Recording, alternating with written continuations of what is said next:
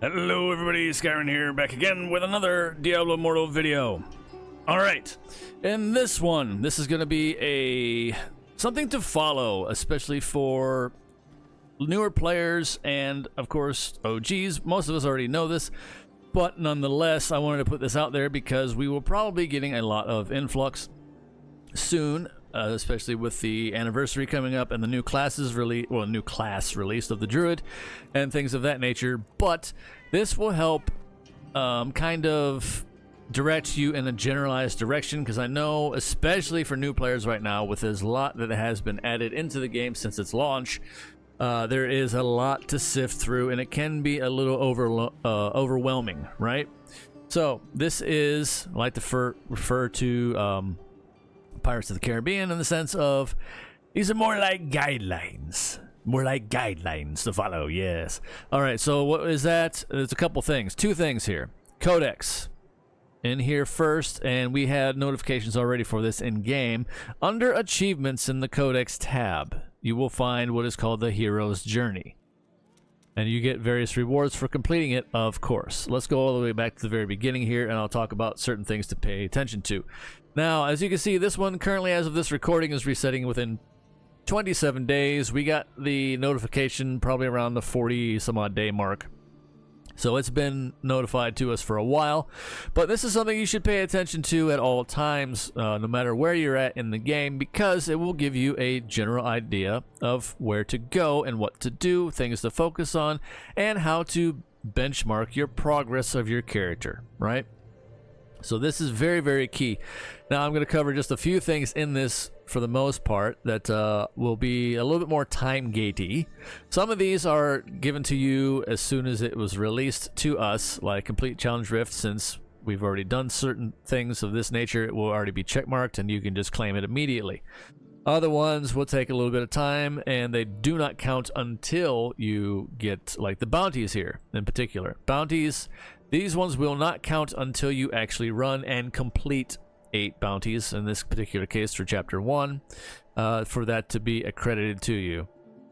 Alright, but as you can see here throughout it, and again, there's do 1 battleground, complete 20 Elder Rifts. This is another one that that you will have to complete, I think, to get credit for it. So this one is an overtime thing in general. And then, of course, and then here, this one, you have to be in a clan, and you have to be in a clan that has Accursed Towers. So there are certain caveats to these things to pay attention to. Yeah, you have to be in a clan for this one, or you can make your own, honestly, and be in a clan by yourself, and, of course, do this. But, I mean, that's entirely up to you. But, yeah. That's what that is.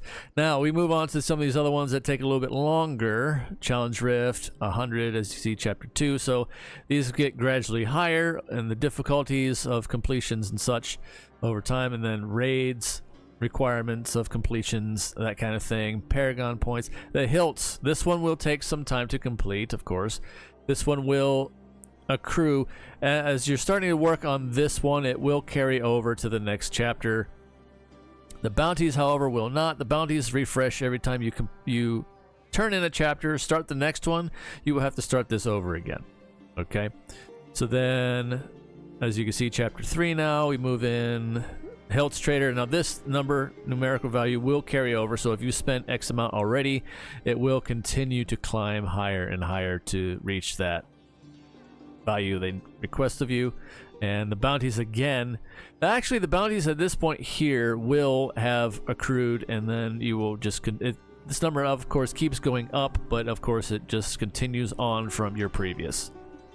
So again, if this is mostly if you're trying to knock this out in a matter of days, that's not quite going to happen. This one takes a little bit more time investment into it over the course of, you know, playing the game and your character progression, but that's kind of the idea behind this one. But it's nice because you can get some keys, hilts, and of course you get a frame. You get legendary crest here, legendary crest here. The more key, mostly the keys and the hilts and the gold. Nice little things along the way. But I mean, again, this just gives you a general guideline to follow and keep your progress. And at the very end of it, of course, we always get a portal cosmetic. So that's what that is, right? Okay, so there is that. I wanted to get that out of the way. Now on to the second and probably the most biggest part that still remains paramount in the entire game, above resonance even, and hopefully most of us already know what that is, and that is your secondary stats and normal gem ranking up and collection, right? Okay. So, why is this so important, especially if you're, well, actually any player in the game, but this is to kind of break it down for those that do not already know. This is a way, again, to benchmark your progress. And these are the most important values that you're going to have. And what all things affect this, of course, is, your attribute stats, but a lot of it comes from your normal gem rankings as well. So that is why it is important to constantly be doing any chance you get the daily 12 party gem gains that you can get from that, and also your weekly gems from the weekly gem maximum counter every week. That is most important, to keep up on those things. Keep up on those things in any way possible. If nothing else, at least get your weeklies maxed out for the every time that you can for your normal gems, because they all pour into these stats, and as you can see here, it depends on these values will be affected by the difficulty that you are in. And again, these are very, very good benchmarks to follow, and these are very important benchmarks to follow, because as I have also found out on my alts, since I leave them in the dust every now and again and brush them off to do a few things to try certain things out, they are far, far, far behind, because I have not focused on my normal gems as much on them, and therefore these numbers are way lower. You want to try to maintain a number that is higher in these greens here whenever you get to a new difficulty. All right, so we're going to go and jump it back. I'll show you what I mean by this, how it is affected, and the values here to follow. Let's go all the way back to Hell 1. All right, we'll look at those numbers again really quickly.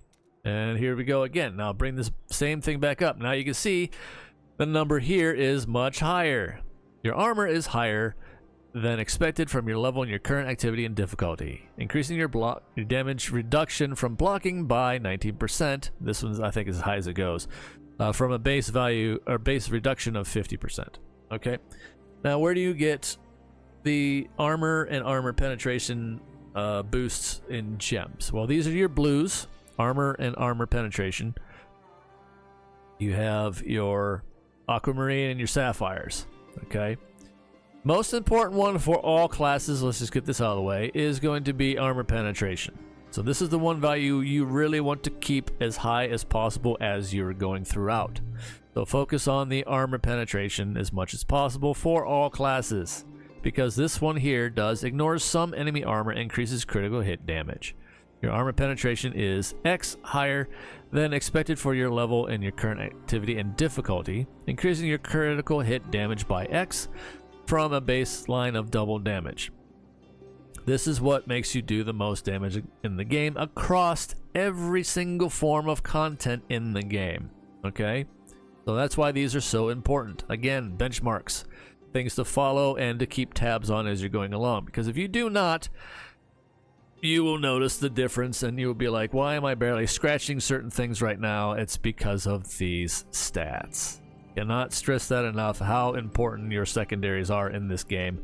Again, these are even more important than resonance. As crazy as that may be, these are more important. A lot of you might find that hard to believe, of course, just starting out, but it truly, truly is. I mean, yes, you do want to have some resonance, but these are the most important things to keep up on, and the hardest things to keep up on, honestly, too. We go into potency here. Breaking this down for anybody that may not know or, want some a little bit more clarity. Compared against enemy resistance. So this is you applying any form of damage over time effects or loss of control effects, that kind of thing. You are the one that applies these with potency. This is what benefits you to affect other enemies, and here's where it comes into play with the player stats too. When PvP, when playing against players, you gain up to X increased control duration, depending on whatever value you have here. So it will always pit these stats against the player that you are applying your attacks to and your abilities. So, and then your potency will be matched against their resistance value. So that's how that works when it comes to PvP as far as this goes. And also, this one here will be how much you can resist against the player depending on what their potency level is. So then, again, compared against enemy potency to modify the duration of all harmful effects on you, your resistance is X higher than the potency of monsters your level in your current activity and difficulty, reducing durations by X. Against players, durations are reduced by, and that's the maximum amount here because I'm in a very low difficulty right now. Okay. Now, potency and resistance are your yellow gems, which are the citron and the topaz. Topaz is the resist gem, and your potency is the citron. So keep an eye out for all of those as you're going along, like I said, and continue to rank them up as often as you can, acquiring as many of them as you can. All right. I'm going to go ahead and switch back now. As you saw the values there, I'm going to change back to my current difficulty so we can give you an idea how this changes. You saw how high it was there when I was going over it. Now we go back to where they're at currently on the current difficulty, and now we're only at this. I was at like 4,000. Your armor is like 4,000 some odd points. Now it's only 619 currently for what value I have on in this build. So yeah, and you can tell, and then these numbers get progressively lower. So you will at some point leveling up very early in the game, of course, especially the newer players. You will level very, very, very fast. It will start to slow down, so don't worry about leveling. Do not worry about leveling. You will get there very, very quickly because you will be boosted. Right now I'm in the red because I am above the server paragon level and I have a 10% experience gain currently, so I get a deficit in a sense.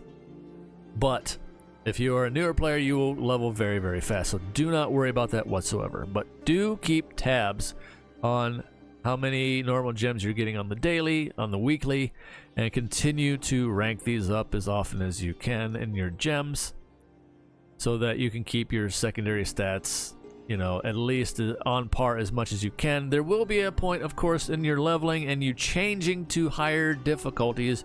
You will see this probably start to say your resistance is X amount lower and that kind of thing, or your armor is X amount lower. Again, don't worry initially, but you will start to notice more of the difference and you will be starting to make less of an impact and will start to be getting hit way harder by the enemies, even if you have the combat rating for that current difficulty. It's just a matter of time. It's just a matter of time and grinding to get your normal gems ranked up enough, and various other things that affect your secondaries, of course, that will affect these stats. But again, guidelines. So hopefully that helps you guys out. If you have any questions in the comment, or leave them in the comments, of course. I'll try to answer them as soon as I can. And I just wanted to reiterate certain things, especially like since the codex, again here, codex, achievements, hero's journey, follow this, new players and old, to again benchmark your progress. It will help give you a very good generalized direction as to what to follow, where to go with certain activities, and see where you are at currently in the game and whatever difficulty you are currently at as well. So these are very, very the utmost important parts right here. So anyway, hopefully again that helps you out. Let me know what you think.